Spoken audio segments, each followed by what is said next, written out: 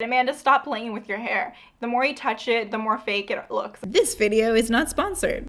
Welcome back, my beautiful friends, and today I'm sharing something personal with you, something that I feel like everyone can relate to, even if you didn't grow up being biracial or multiracial. I just feel like everyone has struggled or suffered with being bullied or having people say mean things about you. Pretty much, I feel like that's like something that everyone can say I've struggled with. Like someone's been mean to me in my life. So today I'm talking about what it was like growing up being multiracial.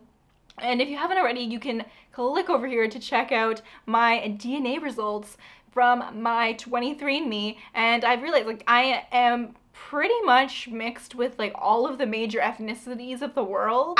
Growing up, I knew that I was very mixed and very confused, and now I have confirmed that yes, I am a very mixed person. And there were some challenges definitely growing up with not feeling like I had a sense of identity and not feeling like I had someone to relate to. And if you've grown up and have been around people that look like you, then it's probably not something that you've ever really thought about, like what it would be like to grow up kind of like on your own and everyone around you is like very different from you. Now, in my experience, a lot of the bullying that I experienced growing up, it was never anything that I could change. It was always about my physical appearance, which was kind of tied into, obviously because it was about my physical appearance, it was tied to my ethnic origins, like things that people would say. I had very long hair growing up, and I used to get a lot of negative comments about my hair from other kids and even from teachers, which was actually like super messed up. And something, yeah, I don't know if any of you have ever experienced that. Let me know in the comments below. And you're not even just about like ethnic things or like a racial thing, but have your teachers ever been like specifically like targeting you and like mean to you? And what did you do about it? I didn't know what to do. I didn't really tell anyone about it until I was actually like a young adult and a teenager. But it was picture day, and my mom straightened my hair, and she spent like 2 hours straightening it, and the straightening irons back then were not designed very well for people with like super curly hair. It was kind of meant for people who had like wavy hair or like a wave in their hair, so it didn't really like work out. So for picture day, I had my hair in 2 pigtails, and it was straight-ish. And I was waiting in line to have my picture taken, and my teacher came up to me and she said, "Amanda, stop playing with your hair. The more you touch it, the more fake it looks, and it already looks pretty fake as it is." And I just felt like my heart just like dropped into my stomach, and I just felt like instantly so uncomfortable. Obviously, I stopped like touching my hair, and I just felt really, really awful. And I didn't actually straighten my hair again for the rest of the year. I just wore my hair in braids. And actually, that was a particularly tough year for me. Other kids would just like pull on my hair, say mean things about my hair, especially when it was straight. People would say like, "Oh, you have fake hair, your hair is horse hair," and all of these like really mean things. And looking back at now, like how did these kids even learn these things? Like kids don't just pick these things up. Like they've heard like maybe like an older sibling or a parent or something say things like horse hair. Like what kid even knows what, like, yeah, it's just very unusual. And it's funny, I didn't even realize the insults that people were saying until many years later. Like I didn't really understand what that person was saying by horse hair, but pretty much they were just saying that they're calling my hair fake and saying that I was wearing like a wig or something. So these are obviously things that were outside of my control. And I would get a lot of comments like about my skin. So when I was feeling like I was trying to look for a place to fit in, I would look to people that maybe looked like people in my family, but the people in my family don't even necessarily look a lot like me because, like I said, I'm very mixed. So I would try to like get in with people who were like darker skinned, and I just felt really like out of place and kind of rejected. Like I would try to relate to them, and they would say, "Oh no, you wouldn't understand, you're white," or do you even know what BET is? I'm like, you wouldn't because you're white. Like, I just remember people just calling me like white a lot growing up, like it was a bad thing that my skin was lighter and that they didn't want anything to do with me. And that was really hurtful. And I just kind of found myself just feeling really lost. So at school, I felt like I didn't have a place and anyone to relate to. And then when I would turn on the TV, I wouldn't really see anyone that looks like me there. So I was just kind of like floating around, feeling like I was like the ugliest person ever, super uncomfortable in my skin. And it's hard kind of as an adult, it's we grow to like love ourselves and we love the things that make us different. Like I love my curly hair, I love my fuller eyebrows, I love like my little moles and freckles, like all the things that make me different. I love those things now. But when you're young, all you want to do, at least all I wanted to do, was fit in. Like standing out made you feel like a target for bullying, for attention. It just didn't feel like a good thing. And as I was thinking about this video and what I was gonna say, pretty much anything that anyone's ever said that was mean to me just all came like rushing back, and I just felt like I was back as little Amanda and like feeling all those emotions of just hurt feelings. And it was, as hard as it was having people pick on my physical appearance and things that I couldn't change, even like body things, like growing up in a household where the foods that we would eat would be a little bit different, I felt like I carried a little bit more weight than a lot of the other kids, especially around like my hips and butt. And the way that my mom happened to dress me just happened to like really showcase my fuller areas. And I just remember walking in front of this boy, and he whispered to his sister, and by whispered I mean like he said pretty loudly, like you know when people like pretend to whisper but they're not actually whispering, talking about how fat I was and how big my butt was and how gross I was. And I was walking home with my sister, and I just looked at her and I just felt like crying. And when we were walking, it was down this really long sidewalk, so you can't escape. It's just like a long tunnel. So I just felt like I was doing this walk of shame down the sidewalk.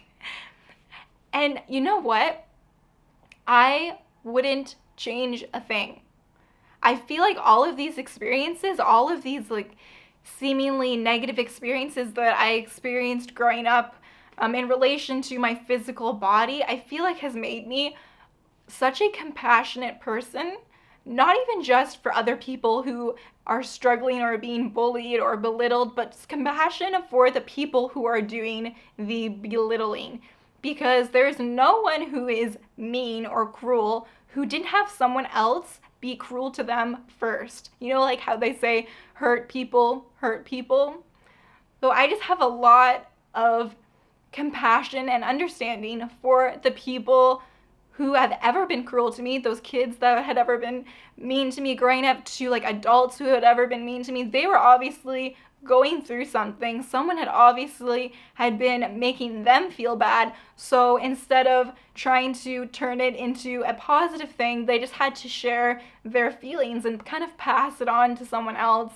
I am grateful enough that I have this perspective now, that I know that when somebody is targeting me with negativity, that is because they are hurting, and all I can do is just give them as much love, as much understanding as possible. The people who seem really negative that you see in public or you interact with, those are the people that need love the most.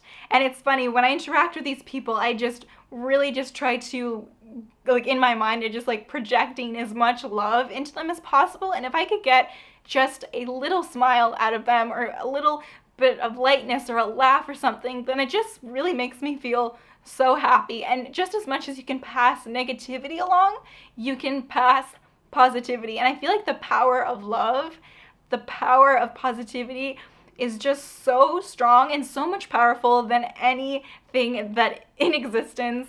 And that is really just what I want to share with the world. That is why if you strip everything down to my videos, like that is what I'm offering here, and that is my love, my compassion for you. I'm getting so emotional. I know. I feel like I'm just going to, whenever I talk about these things, I just feel like I'm going to like burst into tears. I'm a very passionate person. I have a lot of love and emotions and feelings inside of me, and when I'm expressing these things to you, I'm just like really just feeling it all and just like channeling all of that love and all of the feelings that I have, and it just, if you're sensing that, that is what is happening. So I'm just gonna take a moment just to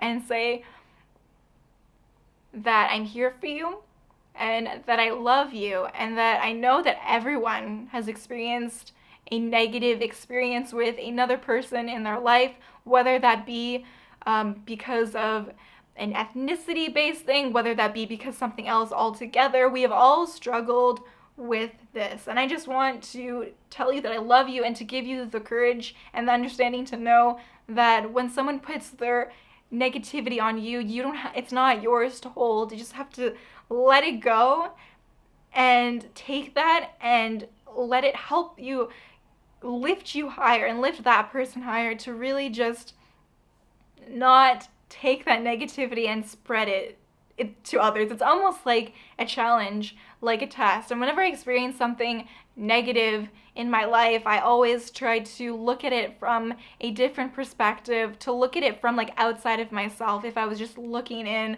like a third party perspective, viewing it, take my ego out of the equation. And I feel like I'm always able to at least try to understand where that person is coming from. And that sometimes negativity can be, you can almost interpret it as a misguided form of love. The things that we notice in others, whether that be a positive thing or a negative thing, is also in many ways a mirror. So let's say you're really insecure about your broad shoulders. Let's say you have really broad shoulders, and because you're aware of that, you may leave comments on YouTube. Let's say if you're not thinking about, oh, you have really broad shoulders and that's gross, but that's a projection of how you're feeling about yourself.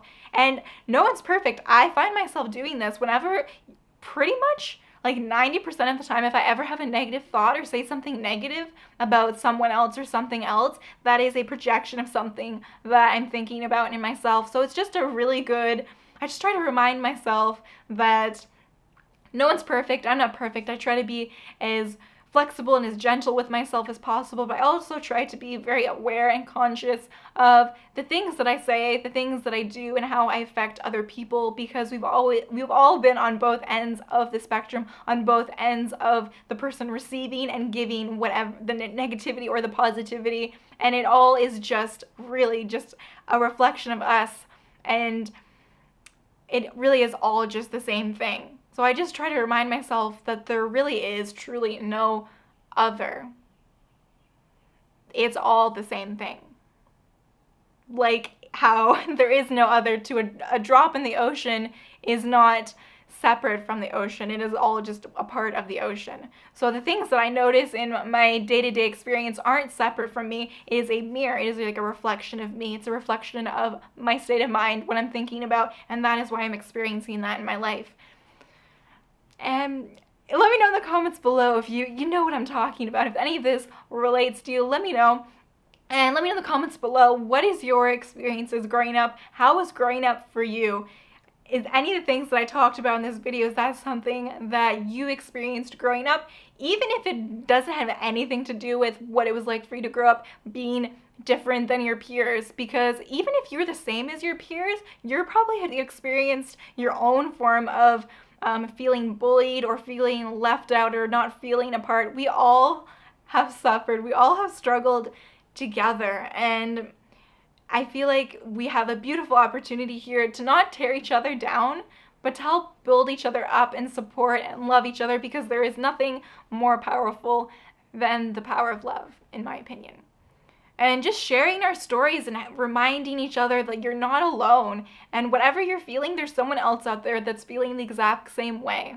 And we can all help each other rise together and work through whatever it is that we are struggling with. I see it all the time in the comments. Someone will comment something, a problem that they have, and then there'll be like 10 people that will come to that comment and try to help each other. And it makes me so happy, and it makes me like so emotional. Just the amount of love that is here is just, it's overwhelming sometimes. Like the love that you guys give to me, give to each other. It's just, I love it so much. And I just want to remind you that I love you and I'm here for you. This was one of those videos where I had the thought and then I filmed it like right away. And I love doing that so much because when I have that feeling like I want to share something like really important with you guys, it's almost like it's bursting out of my skin and it just feels light to have this out there for you. To give you some perspective, and it's very therapeutic in a way, almost like talking to my younger self and telling her giving her the perspective that I didn't have when I was younger about life and why people might do the things that they do. We can't know for certain why people do the things that they do. All we can do is try to be compassionate and loving towards ourselves and towards each other. And I really do feel like that alone will make the world a better place. Just with you. It all really starts with you. And with that, I will leave you. If you haven't already, you can subscribe to join the family. I make videos like these, lifestyle videos, hair care videos, what I eat in a day videos. And if that is of interest to you, you can subscribe. And I will see you next time with another video. Take care.